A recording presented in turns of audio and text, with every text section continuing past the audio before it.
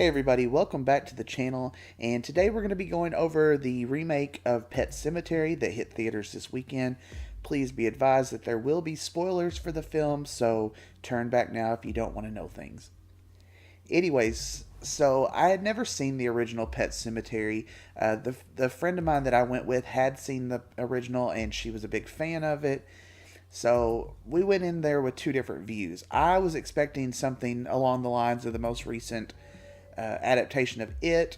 So I guess I had some high expectations there because I did think that was really fantastic. And this movie had some really creepy trailers. And I guess I thought it was going to be really good. Now, overall, I didn't hate it. I did leave the theater very confused from it. I will say that if this was going to be a movie that was definitely getting a sequel like the recent adaptation of it would have made more sense just because the way the movie ends is very abrupt. It felt like the movie kind of, I won't say it dragged, but it was just very kind of low-key suspense kind of movie, and then it amps up in the last maybe 20 to 30 minutes and it just goes really crazy, and then it's just over. It's really quick. The way they ended it, which took a lot of liberties from the book and from the original movie, from what I understand, it was very different. But the whole movie itself, it really, from what I've read on Wikipedia about the book and about the original movie, they changed a lot of things, but it still was in the vein of the books, the original book.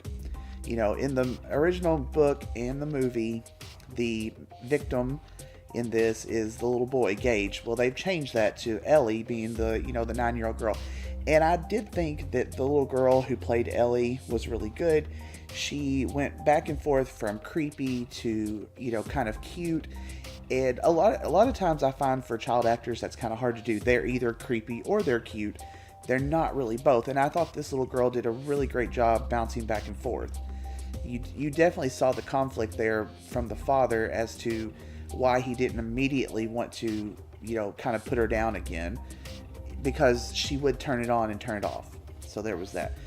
The whole film itself was very eerie. It had a sense of dread to it that I thought was going to build to something, and it really didn't.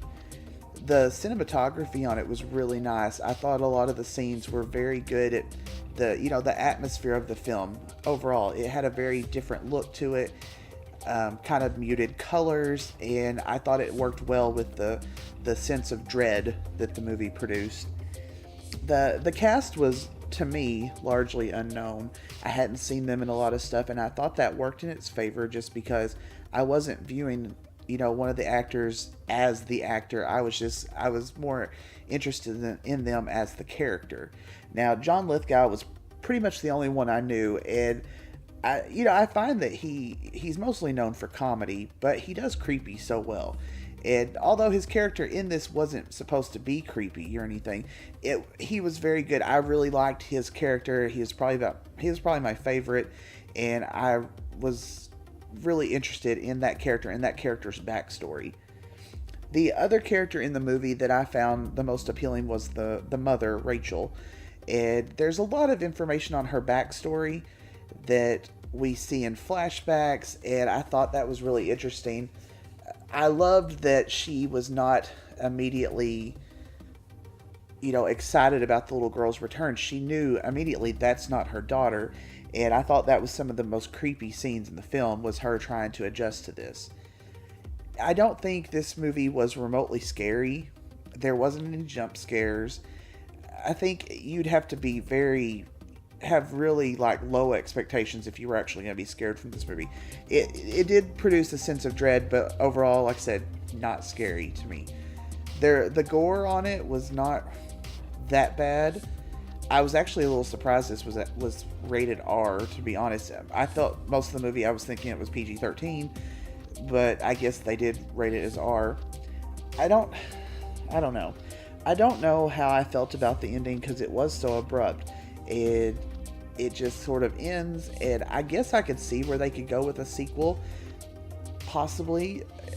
I mean, although the whole family, aside from the little boy, has been turned or resurrected, however you want to phrase it. So I'm not really sure where they would go with it, but it felt like it could use a sequel. I don't really think this is going to get one because, to be honest, they picked a horrible weekend for this to come out. First of all, it's a horror movie coming out in April. You're not going to want to go see something like that as a general audience as you would in, say, September or October, getting close to Halloween. Also, they pitted it against Shazam, and everyone knows that you're not going to win out most of the time against a superhero film, especially one from a bigger studio. So I was really surprised that they picked this time of year, to be honest. But so I don't see it getting a sequel. I don't see it just doing, massive at the box office. I think if anything, Shazam's going to win out this weekend, and in a couple weeks, Avengers Endgame is going to blow everything away. So I really think they should have picked a better time for this, maybe closer to Halloween. Is what I would think. But it is what it is. Overall, I don't know if I would say definitely go out and see this one. I think you could easily wait for Blu-ray. That's just my opinion on it.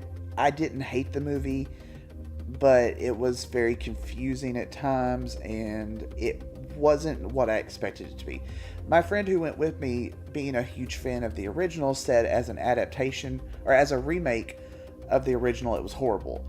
She said, and I agree with her, if you'd never seen that, or you never read the book or something, the movie was probably okay. And for me, that was kind of what it was. It was just okay. But anyways, I'm just going to leave this one here. If you're interested in Stephen King movies, if you're interested in horror movies, by all means, check it out. But I think if you're just kind of a casual viewer, wait for it to hit home video or digital, that kind of thing. That would be my recommendation on this one. So anyways, guys, I'm going to leave this one here, and I hope you have a fantastic day. We'll see you in the next one.